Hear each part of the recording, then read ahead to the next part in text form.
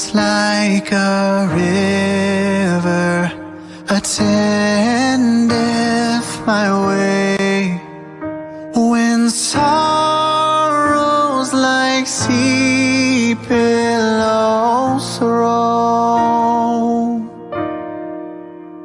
Whatever my lot, thou hast taught me to say, it is well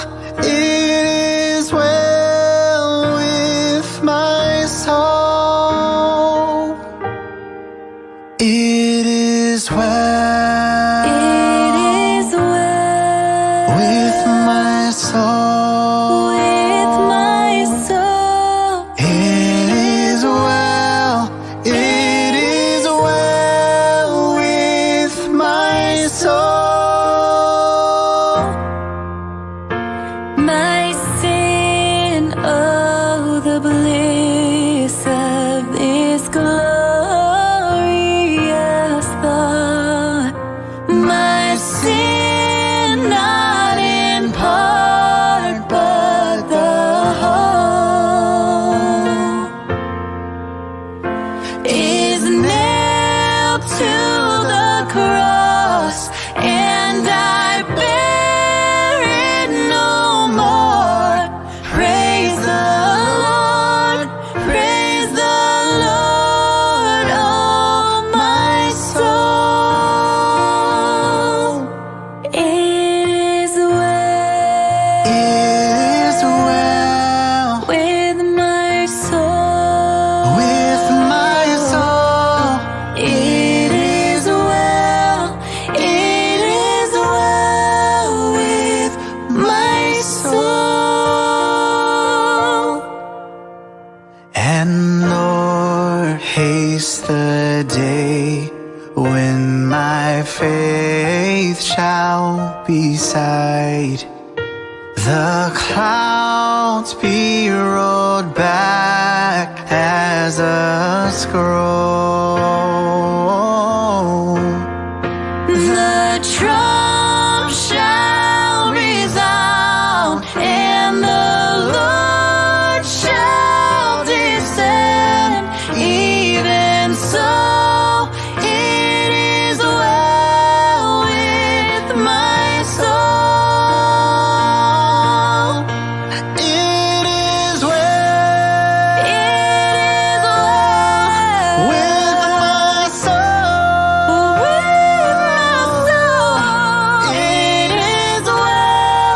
It is well with my soul.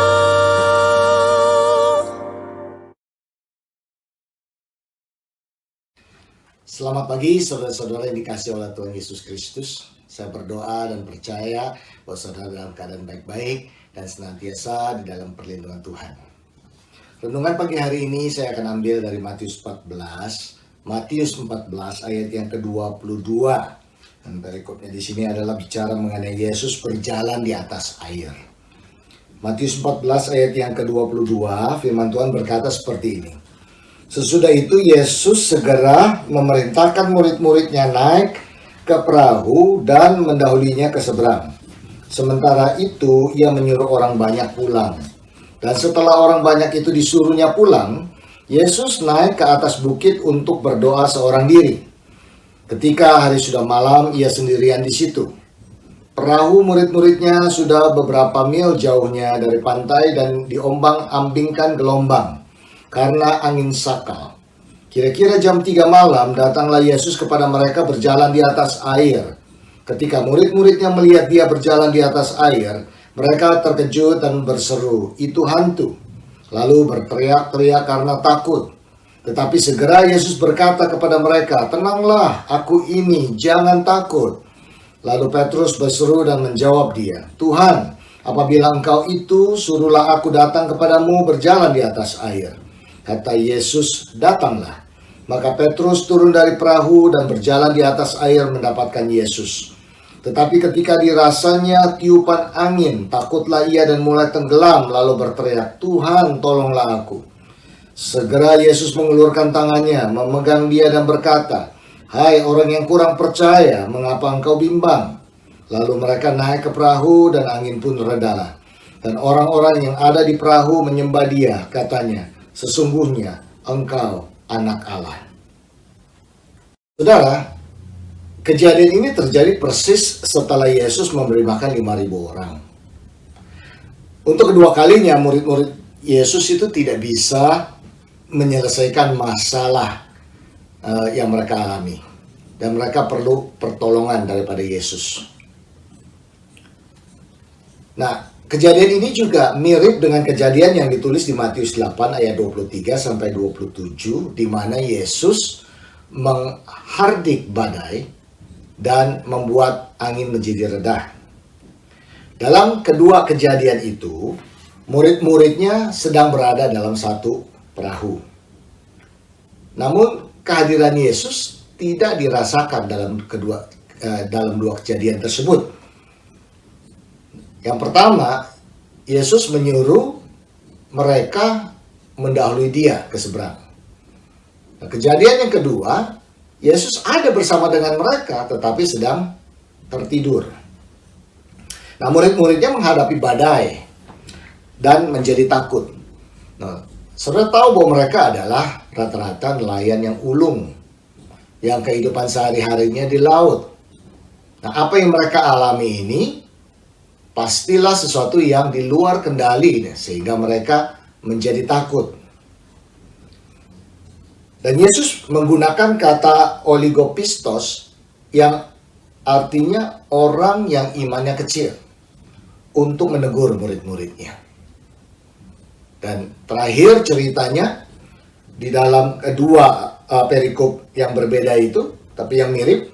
Yang pertama di Matius 8 dikatakan mereka mengakui begini, "Orang apakah dia ini sehingga angin dan danau pun taat kepadanya?"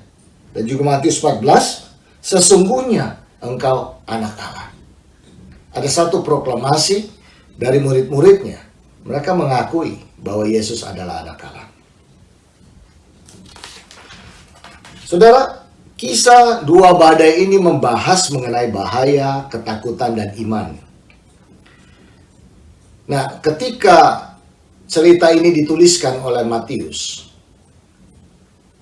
orang-orang Kristen pada waktu itu adalah sedang dianiaya, dan tulisan ini membuat mereka itu terhibur bahwa mereka punya keyakinan bahwa Kristus akan menyelamatkan mereka walaupun mereka harus menghadapi maut sekalipun. Nah, lalu kita lihat di ayat yang ke-22 dan 23. Yesus yang meminta atau menyuruh murid-muridnya masuk ke dalam perahu dan pergi ke seberang mendahului dia. Nah, mereka obey, mereka taat. Mereka bukanlah orang-orang yang pemberontak, walaupun pada saat itu pasti ada gejolokan dalam hati mereka bagaimana Yesus sendirian, sedangkan begitu banyak orang mencari dia. Ingat saudara bahwa Yesus mulai dikenal, mujizatnya mulai dirasakan, orang-orang mencari dia, bahkan Yesus tidak bisa ada waktu untuk menyendiri karena dikejar dengan orang-orang yang mau mencari dia. Tapi mereka obey, mereka tetap mengikuti apa yang Yesus katakan. Saudara, kadang-kadang kita masuk dalam satu masalah, masuk dalam satu bahaya karena kita melanggar atau kita tidak mengikuti peraturan yang berlaku. Tetapi murid-murid Yesus pada waktu itu, mereka menghadapi masalah karena mengikuti perintah Yesus. Banyak hal yang kita tidak mengerti, tetapi prinsipnya adalah sewaktu kita percaya perkataan daripada firman Tuhan, keamanan terjamin. Oleh karena itu kita perlu benar-benar mengetahui firman Tuhan. Nah, ayat yang ke-23. Dan setelah orang banyak itu disuruhnya pulang, Yesus naik ke atas bukit untuk berdoa seorang diri. Ketika hari sudah malam, ia sendirian di situ. Nah, saudara, saya percaya bahwa inilah pusat misi Yesus di bumi itu. Walaupun murid-muridnya pada waktu itu orang Israel berharap bahwa Yesus adalah penyelamat mereka dalam tanda kutip terjadi satu perubahan iklim politik dan mereka berharap Yesus yang menjadi pemimpin mereka untuk membebaskan mereka dari Roma. Tetapi di dalam firman ini kita bisa belajar bahkan Yesus sendiri pun dia tahu dari mana kekuatannya. Dia tidak mengejar popularitas, dia tidak melakukan apa yang orang lain ingin dia lakukan, tapi dia melakukan apa yang Bapa di surga mau dia lakukan. Dan itu bisa terjadi karena dia selalu mendapatkan kekuatan itu di dalam doa pribadinya. Itulah sumber kekuatannya.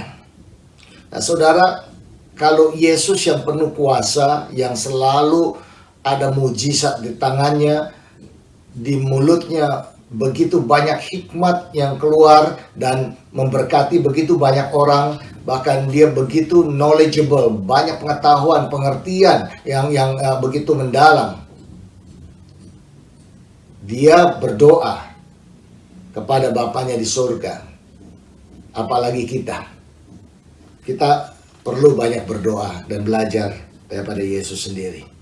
Bahkan justru doa inilah yang menjadi kekuatan dia untuk menyelesaikan tugasnya di bumi ini. Kita teringat bagaimana dia berdoa, struggle di dalam doanya, bermohon kepada Allah Bapanya waktu dia di Taman Getsemani. Ketika waktunya sudah dekat, waktunya sudah hampir selesai di bumi ini. Tapi dia katakan, it is not my will, but it is your will. Bukan kehendakku yang jadi, tetapi kehendakmu yang terjadi ya Tuhan. Saudara, ini menjadi challenge bagi kita. Begitu banyak tantangan dalam hidup kita. Tetapi Tuhan mengajarkan kepada kita untuk datang dalam doa kepada Dia. Itulah sumber kekuatan kita. Nah, ayat yang ke-26. Yesus datang kepada murid-muridnya yang sedang ketakutan dengan berjalan di atas air. Nah, respon murid-muridnya bukannya itu Tuhan, tetapi itu hantu. Padahal sehari-hari mereka tahu, mereka berjalan bersama dengan Yesus. Mereka melihat, menyaksikan dengan mata kepala mereka sendiri bagaimana Yesus membuat keajaiban, mujizat terjadi. Tetapi dalam keadaan tertekan, mereka lihat justru bukan hal yang positif, malah sebaliknya. Mereka melihat hal yang negatif. Roma 12 ayat 2 berkata, janganlah kamu menjadi serupa dengan dunia ini, tetapi berubahlah oleh pembaharuan budimu, sehingga kamu dapat membedakan manakah kehendak Allah, apa yang baik, yang berkenan kepada Allah, dan yang sempurna. Puji syukur bahwa Tuhan adalah Tuhan yang setia, Tuhan adalah Allah yang baik, gembala, yang luar biasa bagi kawanan dombanya. Di ayat yang ke-27, Yesus berkata kepada mereka, tenanglah, aku ini, jangan takut. Saudara, kalau Tuhan datang kepada kita, selalu kita bisa mendapatkan penghiburan, ketenangan, kita merasa aman. Dia seperti Bapa yang begitu peduli mengasihi kita, bukan? Dan apapun kecemasan kita, Dia tahu. Kita datang kepada Dia, kita serahkan semua kekhawatiran kita kepada Dia, dan Dia yang akan menyelesaikan bersama-sama dengan kita. Dia adalah jawaban untuk kita bisa mendapatkan ketenangan dalam jiwa kita. Lalu ayat yang ke-28, Petrus menantang Yesus untuk menyuruh dia datang kepadanya dengan berjalan di atas air. Dan Yesus berkata, datanglah. Dan Petrus berjalan keluar dari perahunya. Ini luar biasa iman Petrus. Dia percaya kepada Tuhan dan dia mulai berjalan. Dan dia mulai berjalan di dalam iman. Tapi dia menjadi bimbang ketika fokusnya tidak kepada Yesus, tetapi kepada keadaan dia di sekelilingnya. Apa yang dia rasakan. Dan dia menjadi takut dan dia mulai tenggelam. Saudara, banyak daripada kita memulai perjalanan iman kita bersama dengan Tuhan penuh dengan sukacita. Namun dalam perjalanan iman kita diuji, Tuhan memberikan kesempatan untuk iman kita diuji, dan Tuhan izinkan situasi terjadi dalam kehidupan kita. Tidak nyaman, seperti tidak bisa kita kendalikan. Respon kita menentukan masa depan kita. Saudara, kesimpulan daripada renungan kita pagi hari ini adalah ini. Di tengah badai kehidupan, mudah menjadi kehilangan arah. Namun, ketika kita fokuskan mata hati kita kepada Yesus, kita tidak hanyut, terhilang. Ketika angin dan badai menerpa di sekeliling kita, kita bisa takut dan kecil hati. Namun ketika kita ingat Tuhan adalah Immanuel, yang artinya Tuhan beserta dengan kita, kita bisa tenang dan bahkan kita bisa berbesar hati. Dalam perjalanan hidup kita akan menghadapi bahaya. Namun, mari kita tetap semangat dan tetap kuat, karena Tuhan sudah mengalahkan dunia. We are more than conqueror. Kita lebih daripada orang-orang yang menang. Terpujilah nama Tuhan. Mari kita berdoa. Bapa, kami bersyukur dan terima kasih untuk firman-Mu yang menguatkan kami. Apapun yang kami alami dalam hidup ini, Engkau mengatakan bahwa ujian ini tidak akan melebihi kekuatan kami, Tuhan. Dan kami tahu kalau kami berpegang kepada Tuhan, bahwa Engkau akan menopang, menolong, dan membimbing kami sampai pada tujuan dan rencana-Mu bagi kami. Terima kasih untuk penghiburan-Mu, terima kasih untuk ketenangan jiwa yang Engkau berikan pada kami. Dan di mana kami bisa senantiasa datang kepada Tuhan dalam doa dan mendapatkan kekuatan yang baru setiap hari. Terpujilah nama-Mu Tuhan, biar rencana-Mu terjadi dalam kehidupan kami. Di dalam nama Yesus Kristus kami berdoa. Amin. Amin. Tuhan berkati.